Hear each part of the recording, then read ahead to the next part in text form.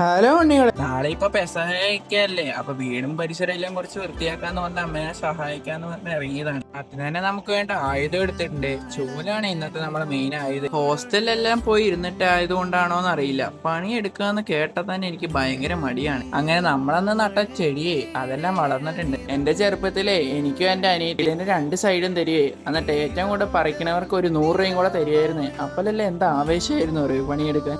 വീട്ടിൻ്റെ ഉള്ളിൽ സ്റ്റൗവും ഗ്യാസും ഉണ്ടായിട്ട് എന്താ കാര്യം? ഗ്യാസ് തീരെന്ന് പറഞ്ഞിട്ട് അമ്മ വെളിയിലുണ്ടാക്കും. അപ്പൊ ഞാൻ ചോദിക്കും, എന്തിനാ അപ്പൊ ഈ ഗ്യാസ് വാങ്ങണേ? അപ്പൊ നിങ്ങളുടെ അമ്മമാരും ഇതേ മൈൻഡ് സെറ്റ് ആണെങ്കിൽ കമന്റ് ചെയ്യുക. ഇത്ര അടിപൊളി വെയിലുണ്ടായിട്ട് ഈ പൂവെല്ലാം എങ്ങനെ വിരിയും? ഈ വൃത്തിയാക്കൽ ഞാൻ ഒറ്റയ്ക്ക് മാത്രമല്ല, അനിയത്തിയും കൂടെ കൂട്ടിയിട്ടുണ്ടായിരുന്നേ. വീടങ്ങോട്ട് ചെറുതായിട്ട് പുതുക്കി പണിഞ്ഞുകൊണ്ടേ കുറെ പ്ലാസ്റ്റിക് എല്ലാം കിട്ടിയിട്ടുണ്ടായിരുന്നേ. ഏകദേശം വൃത്തി പകുതി ആയപ്പോഴേക്കും ഒരു 4-5 ചാക്ക് പ്ലാസ്റ്റിക് തന്നെ ഉണ്ടായിരുന്നു. ഇട്ടയ്ക്ക് നല്ല വിലയുള്ളതുകൊണ്ട് നൈസായിട്ട് നമ്മൾ ചിരട്ട മാറ്റി വെച്ച് ഉദ്ദേശിച്ച പോലെ നമ്മൾ എല്ലാം വൃത്തിയാക്കിയിട്ടുണ്ട്. അപ്പൊ വീടും പരിസരം ഞാൻ പകുതിയെങ്കിലും ചെയ്തിട്ടുണ്ട്.